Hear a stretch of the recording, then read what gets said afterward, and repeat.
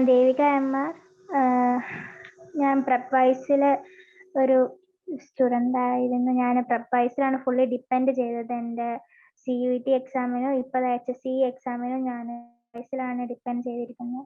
പ്രെപ്വൈസിൻ്റെ videos, അതുപോലെ തന്നെ value added notes, അതുപോലെ ടോപ്പിക് ടെസ്റ്റ്, എല്ലാ കാര്യങ്ങളും അതിൽ ഡിപ്പെൻഡ് ചെയ്തതാണ് എനിക്ക് CUET എക്സാം എഴുതാനാണ് പറ്റിയത്. CUETൻ്റെ സ്ലോട്ട്സ് കാര്യങ്ങളൊന്നും എനിക്ക് ആദ്യം അറിയില്ലായിരുന്നു എങ്ങനെയാണ് എക്സാം എന്നൊക്കെ. അതിലൊക്കെ മെൻറ്റേഴ്സും അതുപോലെ എല്ലാ ആൾക്കാരും പ്രെപ്വൈസിലെ ടീം നല്ലോണം സഹായിച്ചിട്ടുണ്ട്. എനിക്ക് ഏത് ഡൗട്ട് ഉണ്ടെങ്കിലും ഏത് ടൈമിലും ക്ലിയർ ചെയ്യാൻ മെൻറ്റേഴ്സ് അതുപോലെ തന്നെ എല്ലാ ടീച്ചേഴ്സും ഉണ്ടായിരുന്നു. അതുപോലെ ലൈവ് ഡൗട്ട് ക്ലിയറിങ് സെഷൻ കാര്യങ്ങളൊക്കെ ഉണ്ടായിരുന്നു. അതുകൊണ്ട് തന്നെ കുറേ ഡൗട്ട്സ് ക്ലിയർ ചെയ്യാൻ പറ്റി. എക്സാമിനെ കുറിച്ച് കുറേ കാര്യങ്ങൾ അറിയാൻ പറ്റി. എക്സാംസ് കഴിഞ്ഞ എനിക്ക് പുള്ളിയേരിയിൽ നിന്നായിരുന്നു ഫസ്റ്റ് സ്ലോട്ടിൻ്റെ എക്സാം. സെക്കൻഡ് സ്ലോട്ട് August 4 വരുന്നതേ ഉള്ളൂ. ഫസ്റ്റ് സ്ലോട്ടിൽ ഇംഗ്ലീഷ്, അതുപോലെ ഹിസ്റ്ററി, പൊളിറ്റിക്സ്, ജനറൽ ടെസ്റ്റ് ആയിരുന്നു ഉണ്ടായിരുന്നത്. ഇംഗ്ലീഷ് കുഴപ്പമില്ലായിരുന്നു, അത്യാവശ്യം ഈസി തന്നെയായിരുന്നു.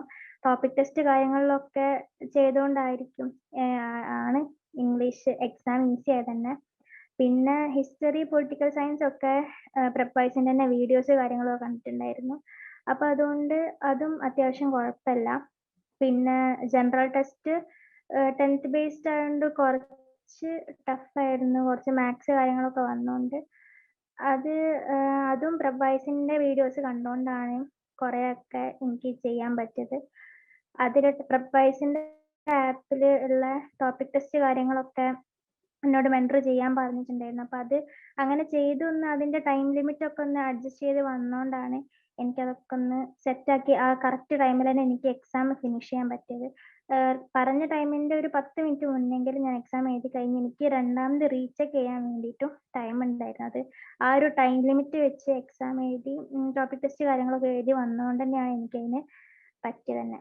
അപ്പോൾ ഈ CUETയിലും എല്ലാ ഈ എക്സാമിലൊക്കെ ഫുള്ളി ഞാൻ ഡിപ്പെൻഡ് ചെയ്തത് പ്രെപ്വൈസ് ആപ്പിലാണ്.